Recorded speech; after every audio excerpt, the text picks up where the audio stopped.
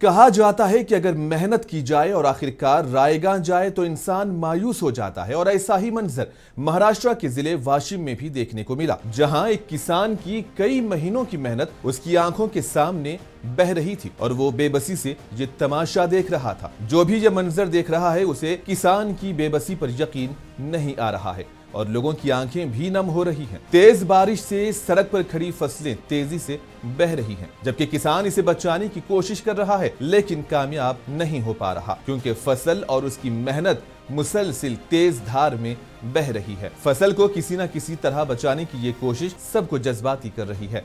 बताया जा रहा है कि किसान अपनी फसलें मनोड़ा मार्केट कमेटी लेकर आए थे और यहाँ फसल रखने की कोई जगह नहीं थी जहां इसे भीगने से बचाया जा सके। ऐसे में किसानों ने अपनी मूंगफली की फसल को सड़क पर ही उतारा। जब तेज बारिश शुरू हुई तो सड़क पर रखी फसल के साथ साथ उनकी कई उम्मीदें भी पानी में बह गई।